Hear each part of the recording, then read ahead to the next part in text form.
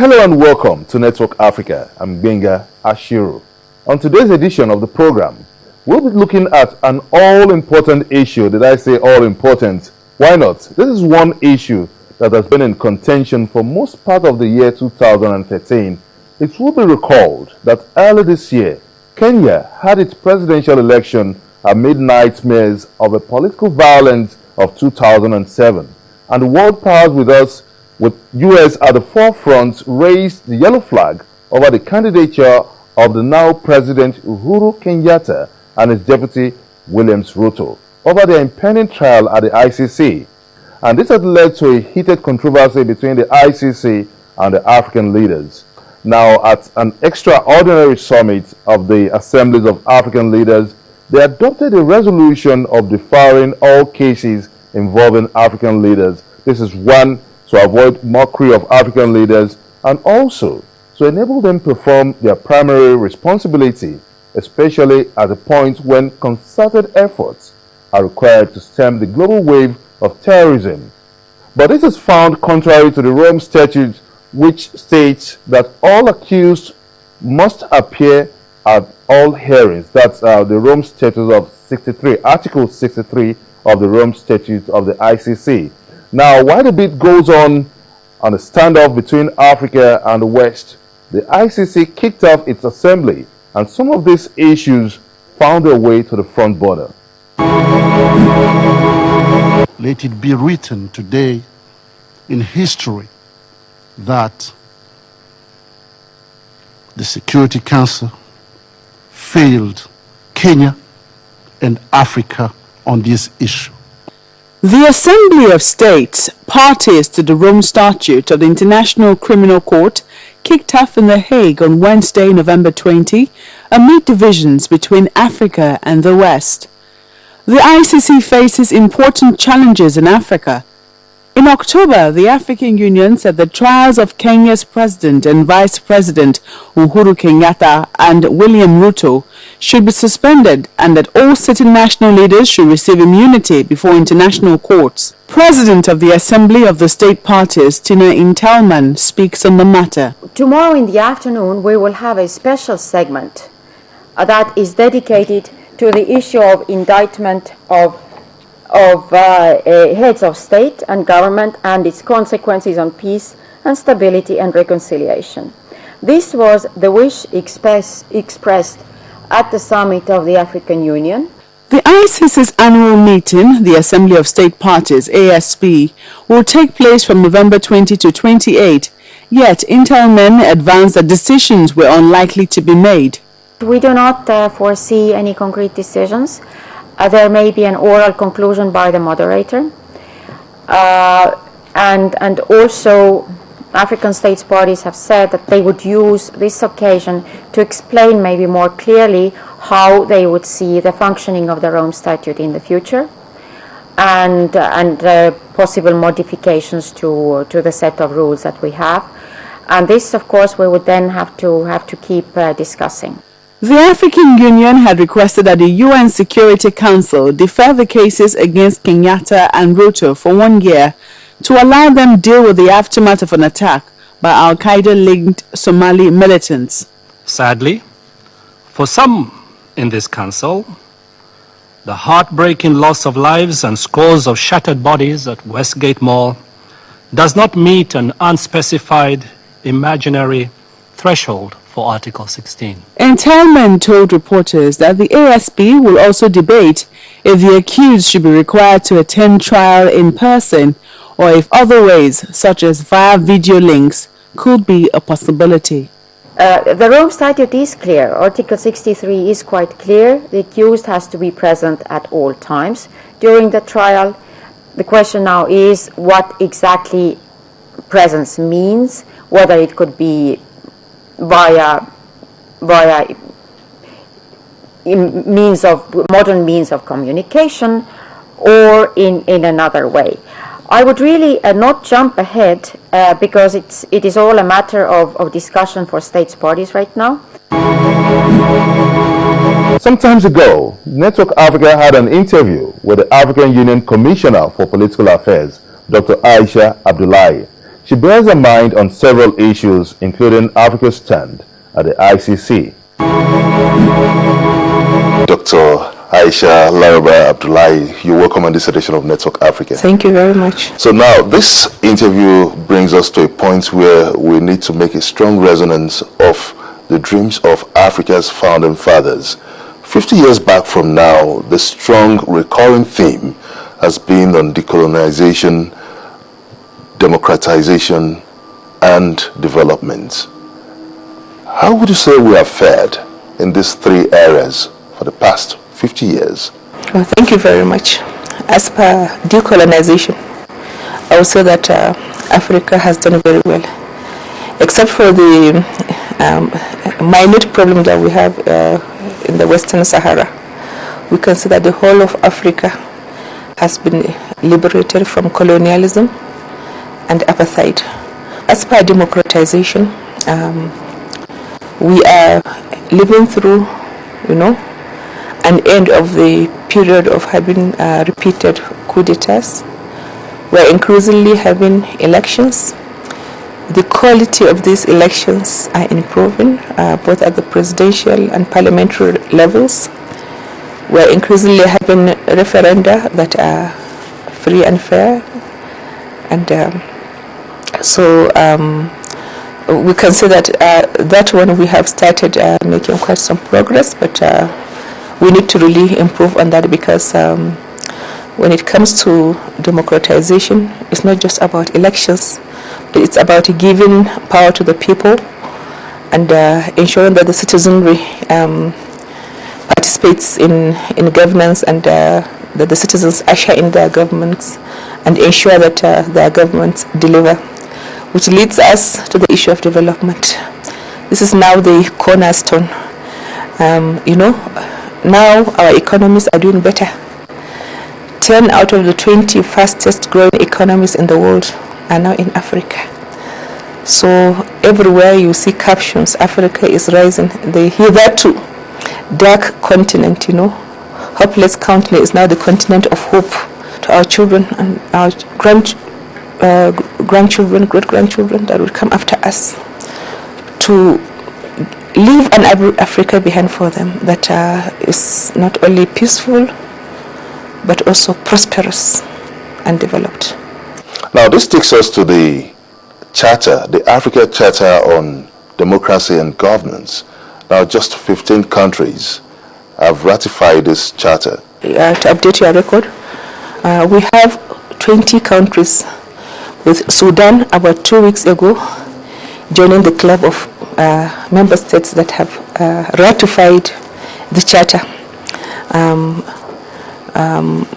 So this is, it's improving, but we are doing all we could to accelerate it. And now when I find myself in the member states for one activity or the other, I also seize the opportunity to discuss the issue of this ratification, because it's a very beautiful charter.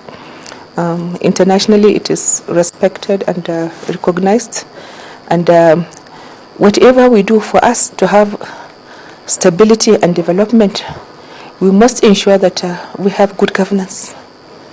And this charter stands in a good stead to improve on our profile as a continent, as a people.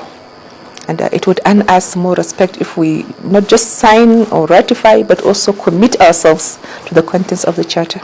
Now, just looking at Africa in the next 50 years now, and that takes us to what many world leaders and African leaders are indeed buying into this idea of the Agenda 2063.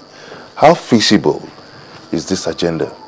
Thank you very much. I think the whole concept of the Africa 2063 agenda maybe is being misunderstood. We are not saying that we are stopping our development or our progress until 2063.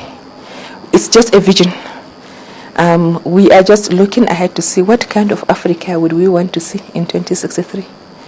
We want to see an Africa, the Africa that is a rich continent, naturally endowed with diverse, rich cultures, tapping from all these resources and doing better with what we have. We want to see an Africa that is no longer a receiver of donations and contributions from other parts of the world, but an Africa that is able to solve its own problems and also solve the problems of other nations in the world. And all we are saying is that we want to take charge of our future. We are tired of being told what to do, and we want African solutions for African problems for the African people.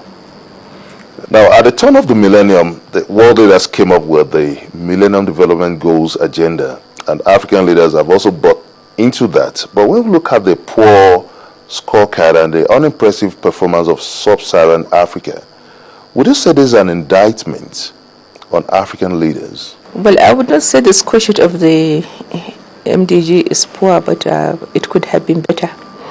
And now, as 2015 approaches,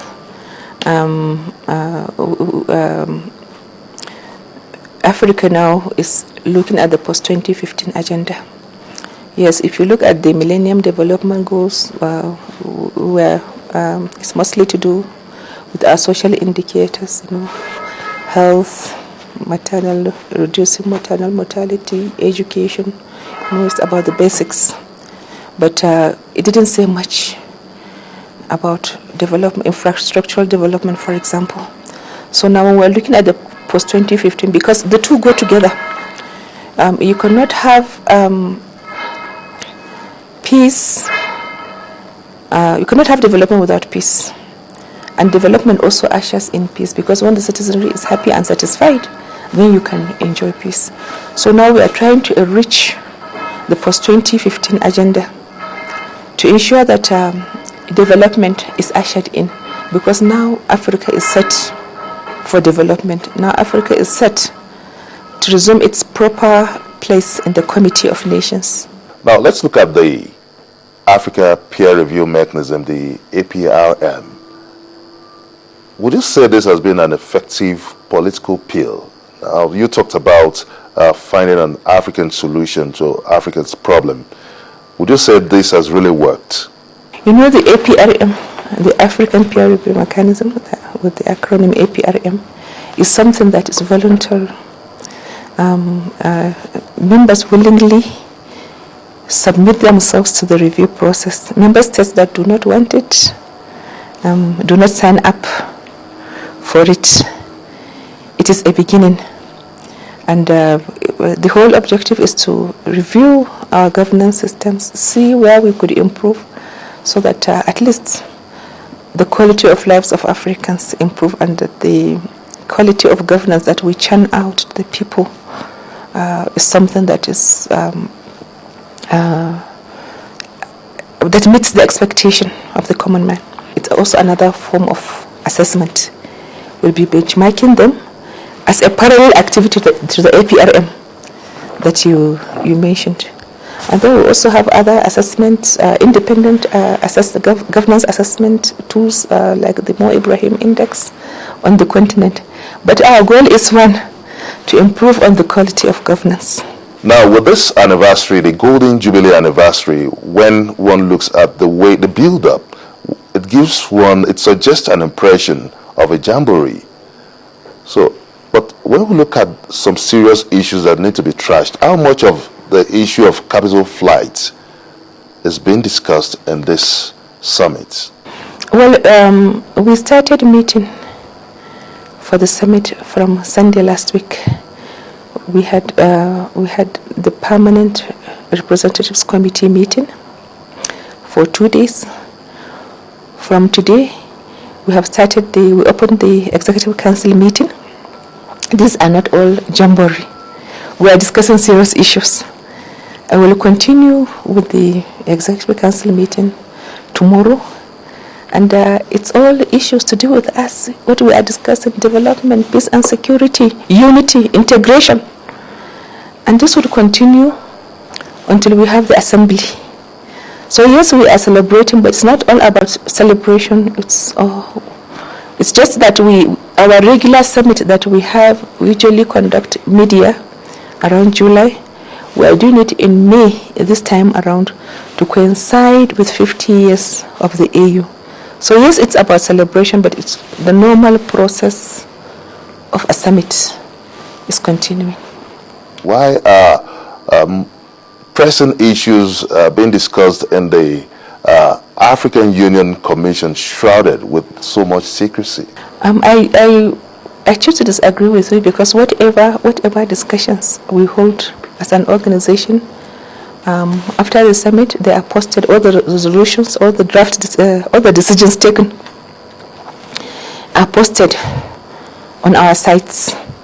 But as with every organization, we cannot just be discussing publicly. We need to withdraw to take some very hard decisions, hard and very sensitive decisions in some cases. Then at the end of the day, we come public. This is the tradition of every decent organization. It's not peculiar to the EU. Now, with the louder vision of conflict now in Africa, ranging from Central African Republic, Mali, Guinea-Bissau, and also the insurgencies in DR Congo, how relevant is this theme, African Renaissance and Pan-Africanism? As you rightly mentioned, we had Mali, Guinea-Bissau, Central African Republic, and then issues of insurgency in the DRC, all over the continent. But that should not, be our major preoccupation. As we resolve these problems, which we usually try to promote through dialogue, it's only when dialogue fails that there's some intervention. We try to promote dialogue because we see these things as unwanted distractions. They are drawing us back candidly, but we also try and see that as we resolve these problems, we also focus on development, that they do not derail us. And these conflicts, when you reflect back, I think it's also about the new African spirit. Dr. Aisha Laraba Abdullahi, it's been a wonderful moment having you come and participate in this edition of Network Africa. What a wonderful pleasure indeed.